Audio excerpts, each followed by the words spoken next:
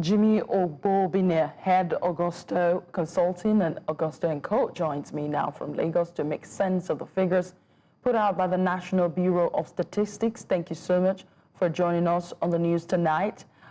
Now, make it make sense, Jimmy. Just last November, we were told that Nigeria's GDP growth of 3.4% was a sign that the economy was recovering. Yes, and that's a very true narrative, but nevertheless, inflationary risks abound. Okay? And what are some of these inflationary pressures that we're seeing? First is coming from food inflation. If you look at the numbers critically, you would see that the numbers are a bit scary. Year on year, we're looking at food inflation of just under 40%. Just under 40% year on year. 39.8 as your figure shows. So you're seeing in terms of the GDP, like you rightly said, it grows, there's a bounce back, and it's not like the GDP has taken us to the El Dorado we wish to be. 3.5 is still below what Nigeria's expectation would be to lift millions out of poverty. To lift millions out of poverty, we must have a floor of 5 and looking upwards of 7.5 to 8. Wow. So the inflationary pressures persist. That's in terms of GDP. So you see, we're doing less than half of what our target should be. Okay? But the inflationary pressures persist. You still see from the energy space, there's inflationary pressure, from the food space, and there's a limit to what monetary policy can do to rein in inflation. What we're seeing today is inflationary pressures arising from structural issues. And let's pick the biggest subject here, food. If you even unpack the food numbers, you would see that the pressure is coming from places like Sokoto, Zamfara, which ordinarily should actually be like in another level of food basket outside the middle belt, which is Benue, Niger State. But it tells you what insecurity is doing. Today's Armed Forces Remembrance Day, tribute to our friends in the armed forces, our brethren in the armed forces who are doing a very good job of protecting this nation. But in addition to that, when you have your armed forces busy in Sokoto and Zamfara, when you should actually have your farmers busy there, it means that in terms of contribution to the nation's food basket, they've basically taken them out. You've got a very busy army there, and you're seeing the numbers reflect to their 39.8. So the biggest pressure is coming from the food area, and it's now a structural issue that it will take a multidimensional effort approach to try to more than monetary policies. So with inflation still on the rise, you heard the men and women on the street. Our team went to the street to ask. Sometimes there's a disconnect between the government and the people. What does that mean for the current cost of living crisis moving forward? It indicates that, like I said, inflationary risks still abound. Okay? And it indicates that in 2025, with numbers like this, incomes, consumer purchasing power will remain under pressure. That's the implication for families, that your income will remain under pressure in a time like this. So it means that the cost of living crisis, we're not yet out of it. It also means that there's a limit to what the central bank's monetary policy can achieve without the commensurate fiscal policy. And you've seen the deficit for the projected deficits for the federal government this year. It shows there's still a level of disconnect between monetary policy and fiscal. So put that on one side.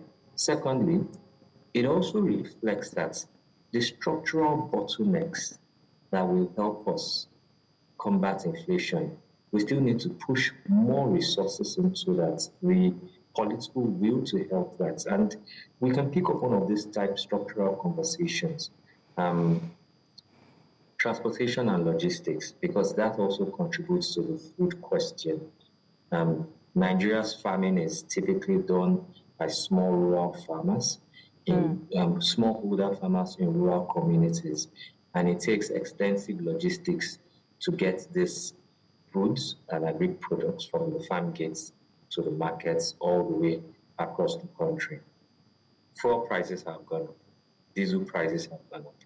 The government is betting on CNG. Right.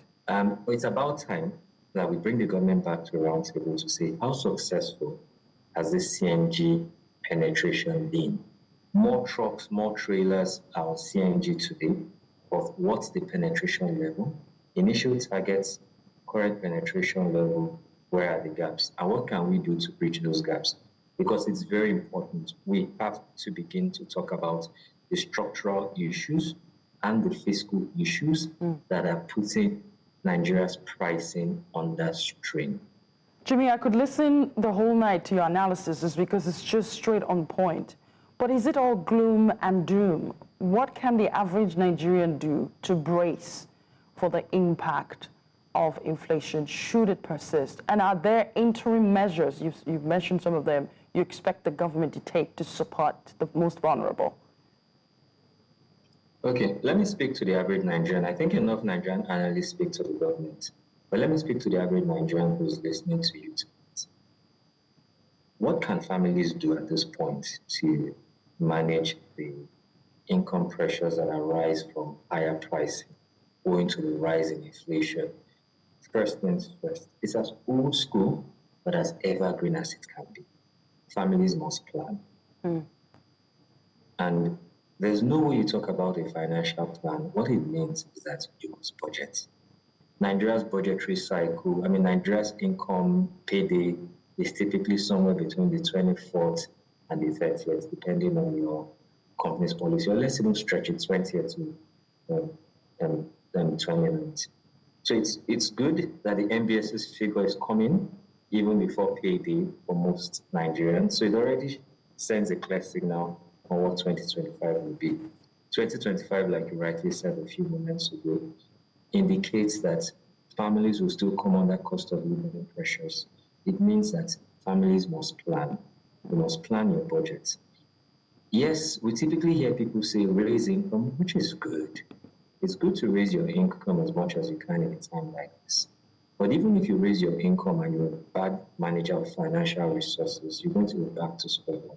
So families must know how to plan through their budgets. And we're going to see more families think about the immigration route this year as well, because it's obvious that in terms of long term, our currency has taken a beating. In terms of long term, our inflation numbers long term have risen to 15% over the last 10 years.